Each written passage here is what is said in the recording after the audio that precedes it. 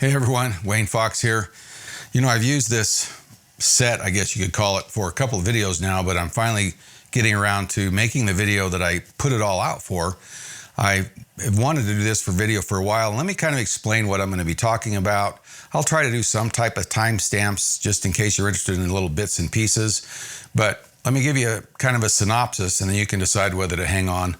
I do think it'll be sort of interesting, especially those that are younger and actually have never used much film technology or any film technology at all.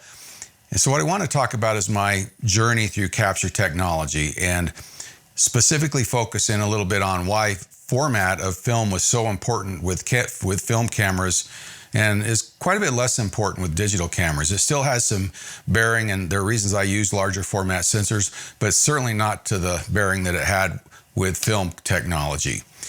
So if you're interested in that, stick around. I hope to make it somewhat entertaining. I've been a professional photographer for 50 years now, and even though I'm sort of retired, I don't really actively shoot to make money anymore. I still shoot a lot. I still am very involved, and I still really enjoy it. So let's kind of go down that journey, and hopefully you find it interesting. So I really didn't take a lot of pictures. I don't think I bought my first ever camera until I was a freshman in college. Bought a little Instamatic camera, a little 110. I thought it was cool because it was like a little spy camera. I had no clue what I was doing, and I just took snapshots with it. With film, you couldn't really shoot a lot because it was pretty expensive, relatively speaking. I mean, if you imagine every time you push the button, it's going to cost you 50 cents or whatever. Once you get into the professional level, maybe $1 or $2. You don't just fire away. It's kind of different nowadays. It's really has changed a lot. But I bought my first, I guess you'd call, good camera around 1972. It was a 35 millimeter Mamiya Secor, pretty low budget, had a couple of lenses with it, and I got hooked instantly. I remember playing and experimenting and learning about depth of field just by trial and error. Expensive to do because, I'm shooting chrome film, and so every time I push a button, I'm spending money. I can't, and the other thing that is interesting with film, of course, I had no idea what it was going to be like till, week, 2, 3 weeks later, depending how soon I could develop the roll of film. So a whole different experience, but after a while I became, I guess, addicted enough that I bought a Canon F1 and began to pursue it rather seriously. Around 1975, somebody, a local person, asked me if I would take wedding pictures for them because I was doing a little bit of photography. I would go up to the football games, for example, at the local high school, shoot a lot of shots. I'd use a slide projector converted to an enlarger to make 3x5 prints, and I go back the next week and sell them for, I don't know, $1 or $2. I don't know how much it was. And, so once in a while I'd sell one to the newspaper. I remember I got a contract to do the front cover of the school yearbook, which was kind of an interesting project, even though I really didn't know what I was doing. So I was really a framing carpenter at the time, and I also did concrete finishing work, inside trim work, kind of a jack of all trades. That was my dad's profession, and I worked for him, and I learned quite a bit about that. But I was still totally infatuated with photography. So when they asked me to do this wedding, I looked at my own wedding pictures, kind of looked at the way they did it. I actually went and borrowed a camera. I always felt, I remember when he took my wedding, he had this big camera, and I always thought, okay, you got to have a big camera to be a photographer, to be a, quote, professional photographer. And I was going to charge this person $60 to do this. So I decided I would borrow this Yashica twin lens reflex camera, which took a 120 film and shot a 2¼ inch square negative, and went up to the place the wedding was going to be with a flash, and I experimented with a few people because I didn't really know, okay, where do I put this flash that looks good? And I came back and developed a roll of black and white film. I did all that myself, and lo and behold, it was blank. So I learned a lesson early on that everybody learned back in those days, that there are 2 settings on a camera, M and X, and M is if you're using flash bulbs. And if you use M, the electronic flash flashes too quick and isn't there. Electronic flash is only like 1,000th of a second. Fortunately, I learned that practicing. So I went and took the wedding, found out I got to hold the flash directly over the camera a little ways so the shadows kind of drop behind the people. Turned out pretty good. They were really, really happy with it. I don't know if it's because it was only $60 or if they really thought they were pretty good. Compared to the ones for my own wedding, I thought the quality was pretty similar. I found a good place to get them processed. And lo and behold, I thought, I think I'm going to try to do this for a living. So I actually decided to go to BYU to try to learn photography as a career. while I'm there, I find out there's really not much opportunity to learn it as a artistic portrait photographer, et cetera, et cetera. Journalism a little bit, but to give you an idea, the introduction to photography class was in Physics 221. And they didn't have a photography department in the art department. So I took some art classes, some business classes, and then I got a job working at a local studio, and lo and behold, I launched my career. Now, through the years, I've used many different film formats, and the purpose of the video is to kind of talk about why a photographer in those days used a great big camera. So the critical component of any capture system is the medium that actually does the capturing. And with film, the one thing that was interesting is it had reached pretty much its limit by the time I was a photographer. You could only make silver grains on the film so small. So if you wanted a 35 millimeter piece of film that got you incredible detail, you couldn't do it. So the only thing you could do is make the film bigger and expose the same area on a bigger piece of film. You didn't find any professional photographers, even 90% of all wedding photographers, they were using a 6x6 Hasselblad or similar camera. You just didn't find any professional photographers out there shooting a 35 millimeter camera for anything other than maybe sports shots and things like that. Now, journalists, of course, used them because they're not trying to make large prints. They're not trying to make family portraits. And the medium was plenty good enough for what they did. But as you increase the size of the format, you gain quite a bit. So I thought, let's talk a little bit about those formats and kind of what they offered. Of course, you had the 35 millimeter format, which is this size right here. This is a transparency. You can see about the size. It's about, 1 3/8 long. And if you would compare that to the formats that professionals used, these are the three most common formats. The bottom was a 6x 4.5. And this is, of course, the same size, or very similar size to the largest sensors. For example, my Phase 1 IQ digital back, this is how big that area is that I'm exposing. You also had the 6x6, which is the famous Hasselblad. That was its format. It was the main camera that used that. And understand, to give you an idea of how the camera technology really didn't change, that Hasselblad didn't change for decades. I mean, a Hasselblad that was 20 years old looked pretty much just like a new one. Some of the metering technology came, and as film, especially the 35 millimeters developed, things like autofocus came along. But in these cameras, you didn't have autofocus. There wasn't room for it. You just focused it. So the larger one is a 6x7, which is 2 1/4 by 2 3/4. And that's actually the preferred size of most portrait photographers. Now, there are a couple of reasons for that. This is actually my camera that I did most of my portrait work with. And if you want to look at the film went in this, and that's how big the negative was. All right, that's a great big negative. I mean, you can compare that to the opening in this camera up here. I don't want to pick it up. But imagine if you're exposing a head or 3 or 4 heads on a piece of 35 millimeter film.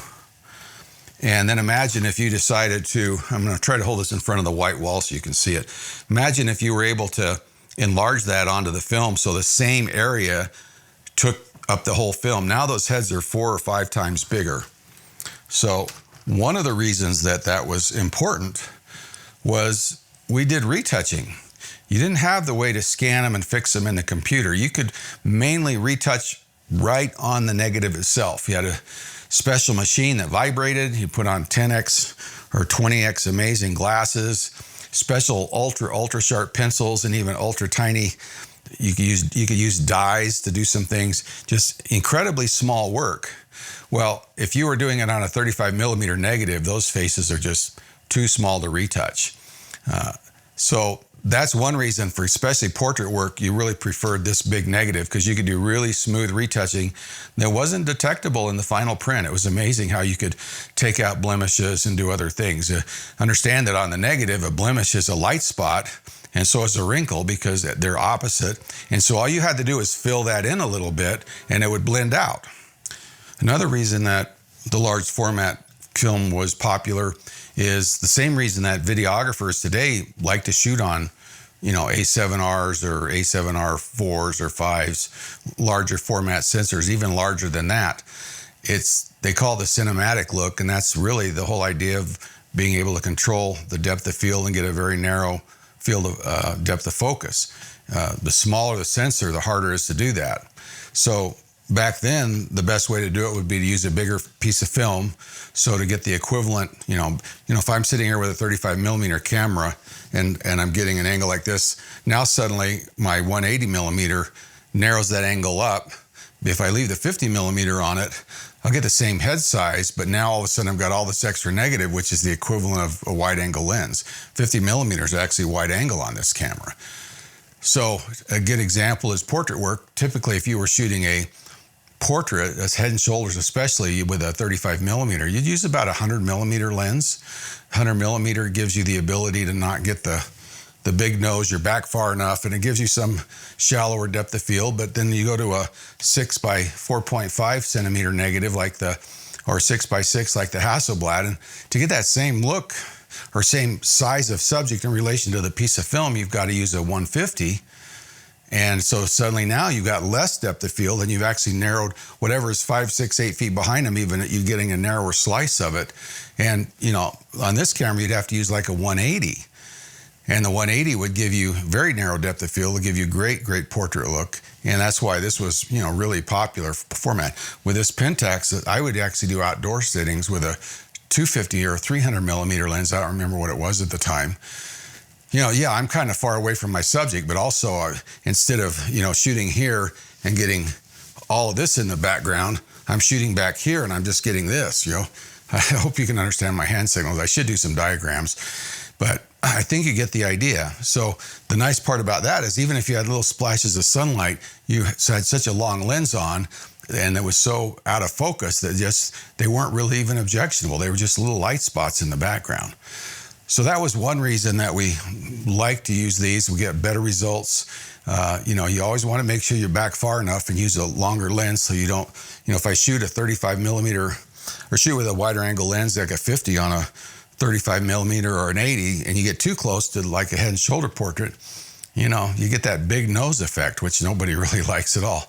So anyway, that was a really important reason that large format was popular and pretty much used exclusively by portrait photographers. And of course, the final reason, the larger the negative, the higher quality large prints you could make.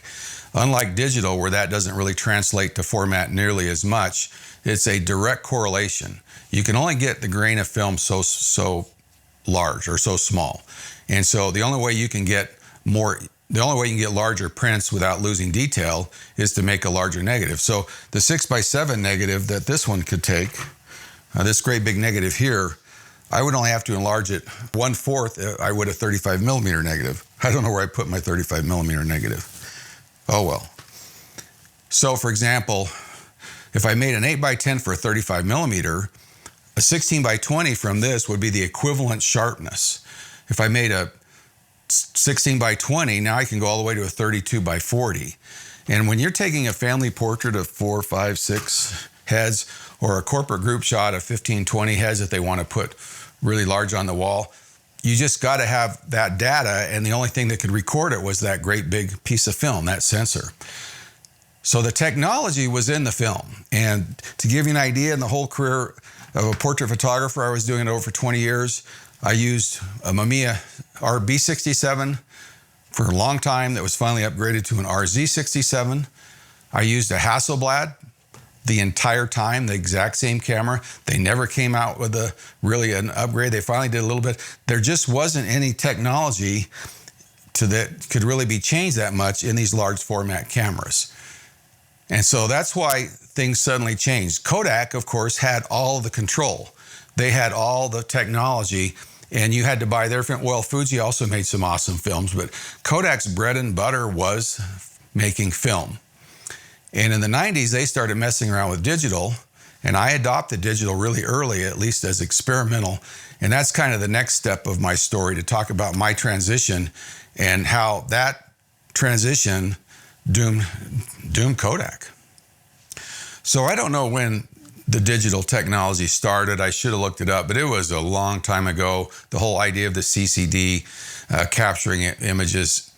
But I do know that the key development was for still photography, especially, was the invention of the Bayer algorithm by, I think his name was Bryce Baer. He actually just passed away not too long ago. The problem with the digital sensor is it can only record how much light hits it. It doesn't know anything about the color of the light. And the idea of putting these red, green, and blue pieces of glass to filter those and then being able to extract the original color from that Bayer algorithm, that was really a huge step in the development of digital photography. And Kodak was the pioneer. Kodak started making CCDs and started experimenting with it, and actually started making some pretty, I guess, semi-professional digital cameras. Now, they didn't make any cameras. They didn't know how to make a camera other than point and shoots. So they would buy Nikon bodies and Canon bodies, and they would modify them and strap in one of their sensors, and they were selling those. Now, to give you an idea, I think the original Kodak 520 DCS sold for $15,000. It was about a 2 megapixel sensor. And I think the original DCS 560 DCS, which was around I think 6 megapixel sensor, I think that sold for maybe $50,000. Now, I actually bought a lot of those cameras. We bought a few at $14,000, and then we started transitioning our portrait studios in 98. We developed a prototype, 97, 98, using the $14,000 520s. And by 2001, I had 50 studios that were full digital using Kodak 520 cameras, as well as dye sublimation printers. So very early adopter of digital. We took out our film processor about then, and we actually put in Noritsu printers to print our digital images onto photographic paper. At the time, it was, kind of expensive, and it got a lot cheaper. But that was kind of the beginning. Now, I bought my own 560 DCS, or DCS 560. I'm not sure how they said it, but I bought my own and played with it. It was put into a Canon body, so I had Canon glass. And then later, Kodak came out with a digital back, which was something that you could fit on your Hasselblad. And I think it was actually this Hasselblad here I bought it for. I still got the original H1 body. And this, interesting with this Hasselblad, it would shoot film or digital, which was kind of cool at the time. But I remember that was a 16 megapixel square format, so equivalent of a 12 megapixel camera. So I'm using this stuff, and I'm spending a lot of money for it, but I'm really interested in it. And what has happened at this point is the technology for digital capture is now built into the camera. It's in the sensor. That means the camera gets way more expensive, but that means you don't buy film anymore, obviously. Well, I don't think Kodak had any idea that the evolution of the digital sensor and the technology would explode. Maybe they thought they had patents to protect the thing, the Bayer algorithm and stuff, but that was invented quite a while before that. So I think what happened with Kodak, they didn't have the ability to manufacture a camera. And unlike film cameras where they control the technology, and each time you took a shot, you basically paid them money, and they were rolling in money from film sales. They were a Dow 30 company, multi-billion-dollar company, way bigger than Canon, way bigger than Nikon. I don't know about Fuji because Fuji had other businesses, but they were big. And all of a sudden, film sales start to plummet once digital cameras got good enough and began to get cheap enough. Now, the one thing we all know with technology, as stuff gets better and older, it also gets cheaper. That's the one non-inflation thing that we have, other than maybe phones. They don't tend to go up, though. Think about, you're paying about the same for a phone now as you did a long time ago. But think about the original, camcorders were expensive. Original video decks were expensive. Computers were expensive. The original Mac Plus, I think the original Mac Plus costs more than a iMac today by quite a bit. So I think, Kodak started struggling, and I go back in time, it's kind of hard to put dates on it, but to me, the camera that really changed it for us and my company was the Canon 20D. Came out early 2000s, and this was the first decent quality, pretty affordable digital camera And especially if you considered the price of film, where you no longer bought film, suddenly the world started to change. We realized that the power was in the sensor, and the technology was there to get photographic quality, the very, very pleasing quality. We bought hundreds of them for our company. In fact, we were wearing the shutters out early on with the 20D. Canon actually come and visited with us and took a bunch of our camera bodies because we would wear shutters out.